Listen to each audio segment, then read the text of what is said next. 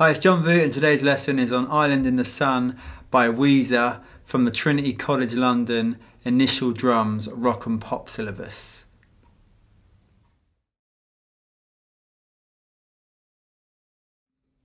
So this is one of Weezer's most well-known songs, and it's from their self-titled album released in 2001, also known as the Green Album. So looking at the sheet music, we've got the song title in the top left of the page, Island in the Sun, and then beneath that we've got this style. So it says indie rock, so just letting you know the style of the piece. And then we've got a crotchet equals 108, so that's your tempo, so that's how fast we play. So that's 108 beats per minute, and it's letting you know there that a beat is a crotchet. So every crotchet is going to be felt at 108 per minute. So you're going to hear 108 crotchets per minute. That's the tempo of the piece. And then next to that, you've got 2 bars counting. So when you play this with a backing track, the backing track's going to give you 2 bars of a counting.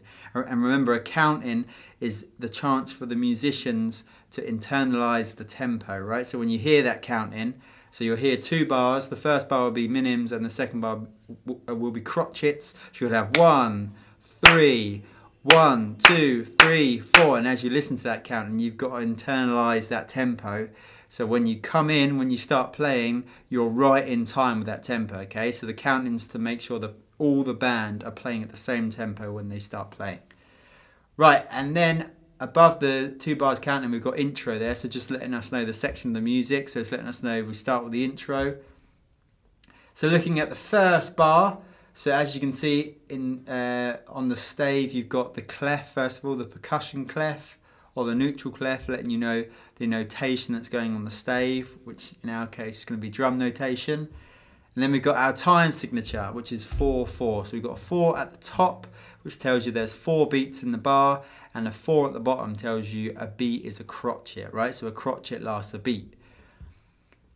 So we know we count up to 4 for every bar, and we're feeling crotchets as those beats. And then looking at the first bar, you've got a big black thick line there, and above it you've got a 2. So that big thick black line is a multi-bar rest. Okay, so whenever we rest for more than 1 bar, we have that line.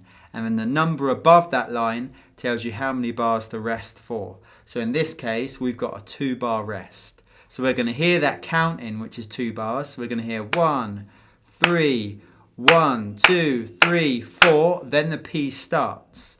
When the piece starts, the drums have got a 2-bar rest. So we've got a rest for 2 bars. So that isn't the counting, okay? We're going to hear the counting, and then we're also going to rest 2 bars.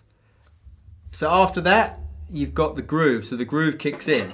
So our groove, so we've got 2 parts for the groove, which is obviously normal in drums. So we've got a top rhythm on the cymbal. So in this case, we're playing the hi-hat, and we've got quavers. So the rhythm will be 1 and 2 and 3 and 4 and on the hi-hat. Okay, so you're just going to play that with the right hand.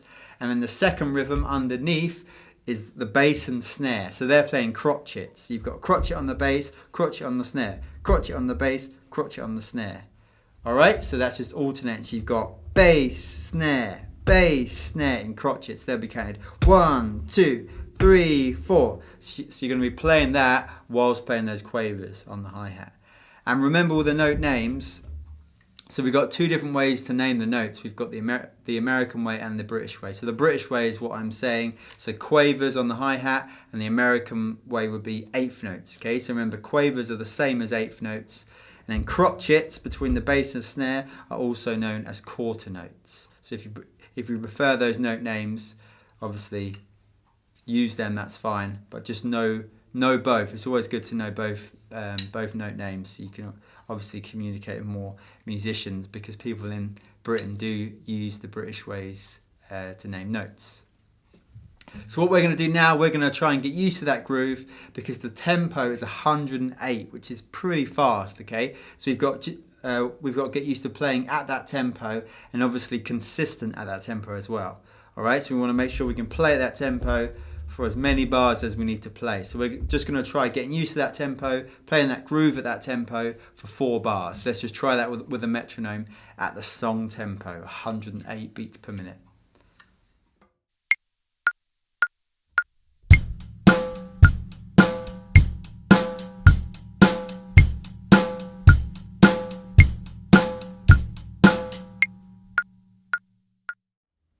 So after our first bar of groove, which is after the 2-bar rest, we've got 1 bar repeat there, and then we've got another 1 bar repeat, and then we've got another 1 bar repeat. So at the end of the first line, on the last 1 bar repeat, you've got a 4 written above it. So that's just letting you know the bar you're on of that groove. So often in drums, we're playing the same groove for quite a few bars. So this way of notating it is quite useful because we can feel 4 bars. So obviously, a lot of the time we phrase in 4 bars, right? So we're often playing like a fill on the 4th bar. So we naturally feel that 4th bar. So that's why we number every 4th bar. So that 4 above it just tells you that's the 4th bar. So when you're playing that groove, you should feel it. And then when you look at the sheet music, you know exactly where you are because you're on that 4th bar of the groove. So that's all we need to play for the first line, 4 bars of the groove, which is what we've already done. And then you can see there beneath the 3rd bar of the groove, it says plus bass. So that's just letting you know the bass guitar is coming in. All right, so you'll hear that, and obviously that will give you your cue, so you're not sort of caught out by, oh, bass guitars come in. And also, it's also just to clarify. So when you hear the bass, you know, okay, I'm there. Okay, so it just kind of just makes everything easy in both those senses, all right? It doesn't catch you off guard, and also it clarifies where you are in the piece. So as we get to the end of line 1, you can see that double bar line, which tells you there's going to be a musical change. So if you look at line 2, we've now got the verse. You can see verse written above the first bar in line 2. And we've got the same groove, okay? So we just got that quaver groove, and we're playing that again for 4 bars for that line. So as you can see, we've got a 1 bar repeat 3 times, then we've got that 4 written above the 4th bar of the groove. So we just got the same thing we've already played, so 4 bars of the groove. So if we move into line 3, so as you can see at the end of line 2, there's no double bar line. We've just got that single bar line, that normal bar line, which means nothing's changing. So we're just going into the 3rd line. We've got a 1 bar repeat, another 1 bar repeat, and another 1 bar repeat. So we're playing the same groove there for another 3 bars. Then when we get to the end of line 3, we've got a slight change. So the groove's staying the same for the first 3 beats. So we've got that 1 and 2 and 3 and, okay, and then the 4 changes. So we're now playing a crotchet. And you can see that X that's normally been on the hi-hat line for this groove has gone up. So we're on a ledger line now, which is the crash symbol. So we're going to hit a crotchet on the crash on the 4, and that's played with the snare drum. Okay, so you're playing both hands together. So crash and snare. So we're going to do that on the 4. So like I said, you've got the same groove for the first 3 beats, 1 and 2 and 3, and then you got your 4. All right, so let's just try just that bar, and we'll repeat it. So we'll play it 4 times in total in time with the metronome.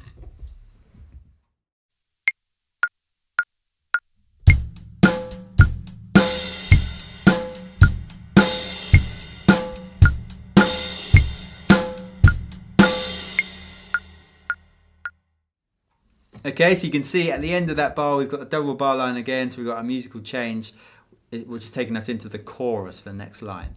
So that is the end of our verse. So our verse is 8 bars. So we've got the groove played for 7 bars, and in the 8th bar, we've got that slight change where you're crashing on the backbeat of 4, okay? So let's try the intro and the verse in time with the metronome.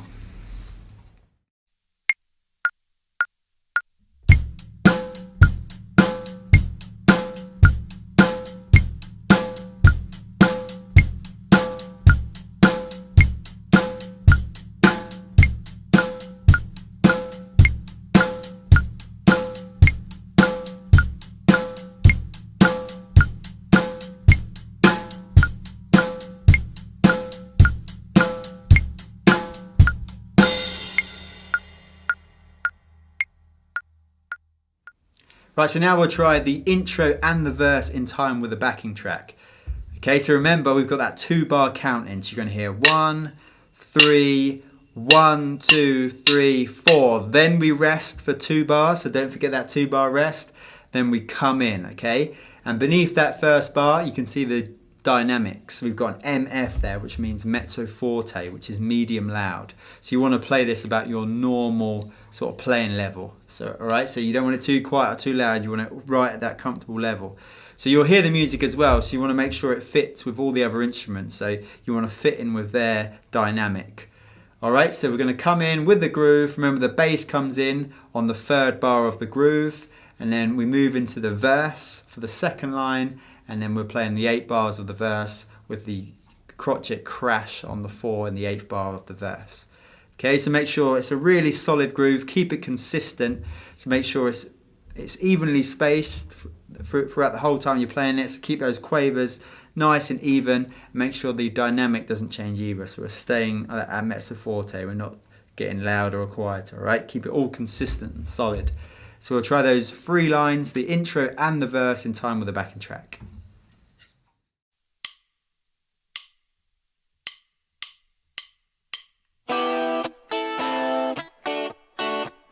Hip, hip. Hip, hip. Hip, hip. When you're on a holiday, you can't find the words to say all the things that come to you, and I wanna feel it too. So moving into the chorus at line 4, so we can see it's bar 15. We've got the same groove again, so we've got quavers and then we've got those crotchets underneath, but the X of the cymbal has moved down to on the top line of the stave, right? Which means we play on the ride cymbal. So we're going to play the same groove, the quaver groove. So we've got quavers here on the ride cymbal with the right hand, and then we've got our alternating crotchets on the bass and snare. So we've got that bass, snare, bass, snare. So it's the same groove we had before over here on the hi-hat, but we're just switching our right hand to the ride cymbal. Okay, so let's get used to that.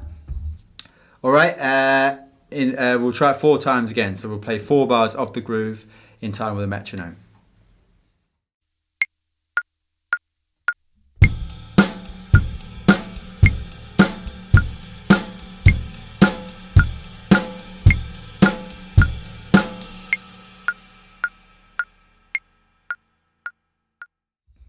So looking back at the sheet music, after that first bar of groove of the chorus, we've got a 1 bar repeat, another 1 bar repeat, and another 1 bar repeat. So we're playing that groove 4 times for that line. And you can see there's a number 4 in brackets above that 4th bar again to let you know it's the 4th bar of the repeated groove. Then the line below, so line 5 of the piece, so at bar 19, we've got another 1 bar repeat, another 1 bar repeat, and another 1 bar repeat. So that's 7 bars of the groove. And then in the 8th bar there, so the last bar of that line, we've got a fill. So we've got all quavers, so the rhythm's just 1 and 2 and 3 and 4 and we've got the first 4 quavers, the 1 and 2 and on the snare, 1 and 2 and you see how the stems flip the other way around, so the next set of stems are all pointing upwards, which means the note head has dropped to one of the lower spaces or lines, which is, in this case, it's the floor tom. So we got 1 and 2 and on the snare, and then 3 and 4 and on the floor tom. So we're just going to play that as single strokes, okay? Right, left, right, left, right, left, right, left. So let's try that fill in time with a metronome.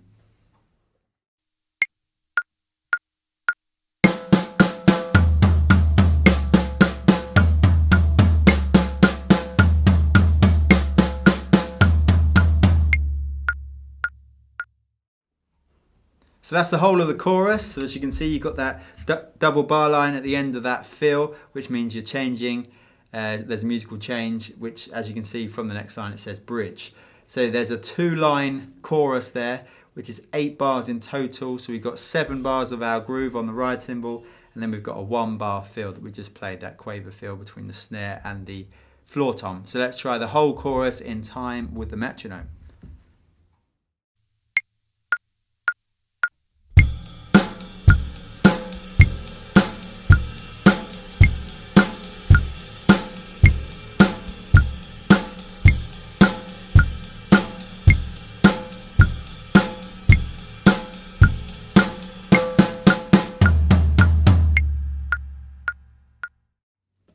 So now we're moving to the bridge at line 6, okay? So we're at bar 23. So it says bridge there to let you know it is the bridge. And the groove we've got again, so we've got a 2-part rhythm. The top rhythm is crotchets on the crash cymbal. So we got 1, 2, 3, 4 on the crash, and the bottom rhythm on the bass drum and snare is the same as what we had before. So it's just alternating crotchets. So we got bass, snare in 1, 2, 3, 4. So we're just changing to crotchets here. So the rhythm's changing to crotchets on the crash cymbal. So we'll try that groove in time with the metronome. And as you can see beneath the bar as well, we've got a change in dynamics. We've got an F there now, which means forte, which is loud. So you want to pick up the dynamic for this groove. So let's try 4 bars of that groove in forte, right? So really hit it strong and powerful in time with the metronome.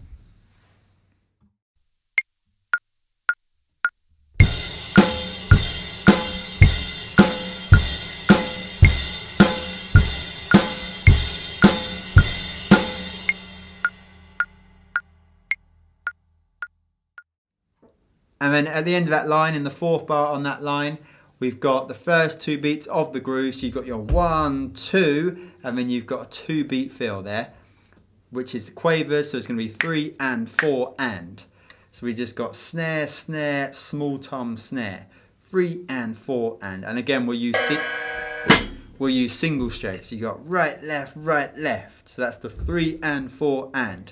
So we've got 1, 2, 3 and 4 and. First 2 beats of groove, and then we've got a 2-beat fill. So let's try that bar 4 times through with a metronome.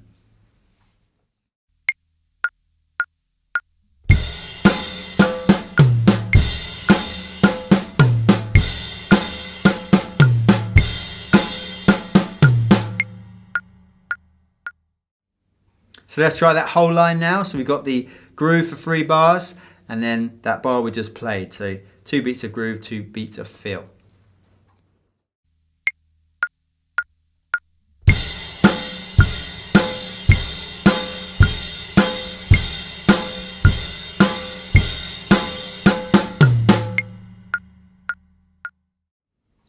Then moving into the next line of the bridge. So this is line 7. We've got the same groove we just played, so that same bridge groove. We've got 1 bar repeats again, so we repeat it and repeat it again, and then we've got another fill. So this is quavers, again straight quavers, so we've got 1 and 2 and 3 and 4 and this is 2 drums at the same time, so in unison, okay? So we've got the snare drum and floor tom together, so you want to hit them right at the same time for all 8 quavers. So we've got 1 and 2 and 3 and 4 and. Alright, so let's just try just that fill 4 times through with a metronome.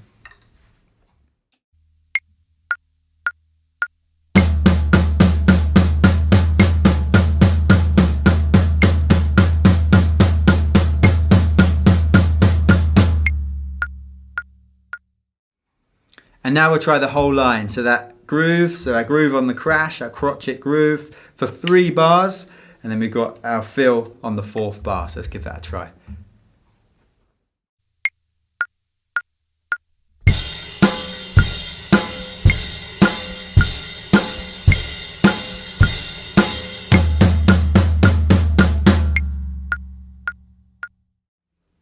And that's the whole bridge, right? So the bridge, 8 bars. So it's those 2 lines, lines 6 and 7. So let's try the whole bridge in time with the metronome.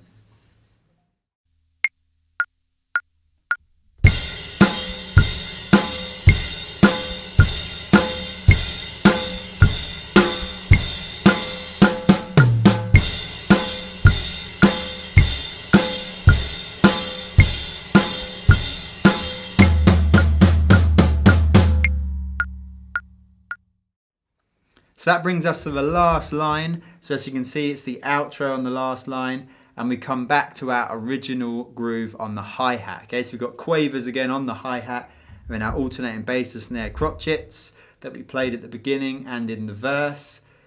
And you see the dynamic has gone back to MF, mezzo forte, so we're back to moderately loud or medium loud. So where we've been playing the bridge loud at forte, we've now got to bring it back down to what we had before the bridge.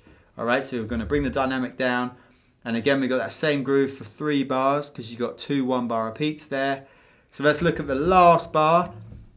So you can see it's the last bar because we've got that final bar line there to let you know it's the end of the piece. We've got 2 bars of the groove, so you're 1 and 2 and then we finish on the 3. That's our last note we play on the crash and bass drum. So we've got 1 and 2 and 3. So crash on the 3. And as you can see there, you've got a crotchet rest on the 4. So we don't play anything on the 4. And we're finished. So let's give that last line a try, okay, in time with the metronome. So just those 4 bars, making sure we finish on the 3rd beat of the 4th bar.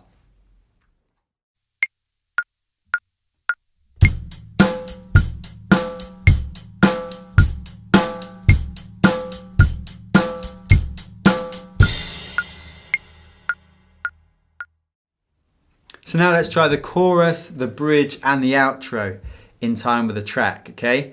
So we're going to come in from the end of the verse, so we'll have a little count in from the verse, and then we're going to play on that ride cymbal for quavers, play a nice fill at the end of the chorus, so the quavers, remember from the snare to the floor tom, then a nice change into the bridge groove, so that nice transition into the crotchet groove on the crash.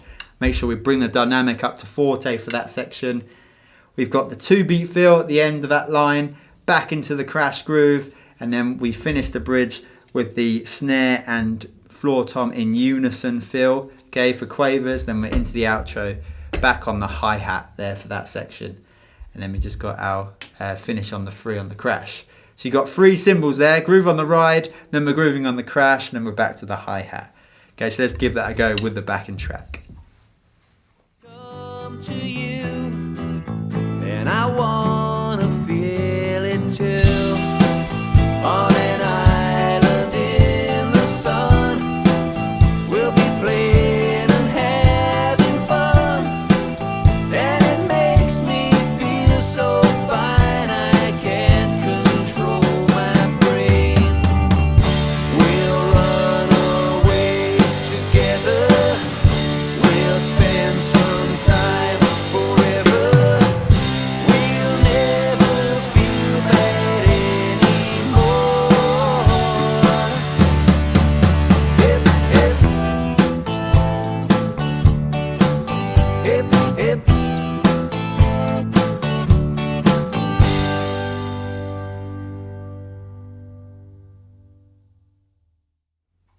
So that's the whole piece. Now let's try and put it all together with the backing track. Okay, so remember you got your 2-bar count in, then you've got a 2-bar rest, and then we come in with a groove.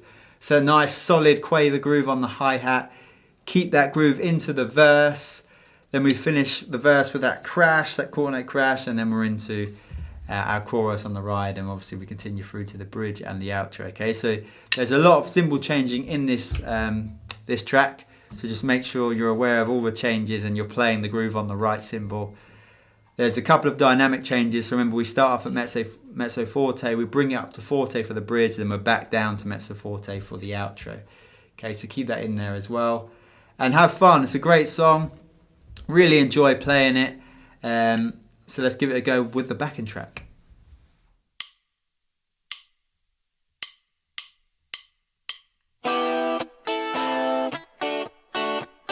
Hip, hip, hip, hip, hip, hip. When you're on a holiday, you can't find the words to say. All the things that come to you, and I wanna feel it too. On an island in the sun, we'll be playing and having fun, and it makes me feel so fine I can't control my brain. We'll run away together, we'll spend some time forever. We'll never feel bad anymore. Hip, hip, hip, hip.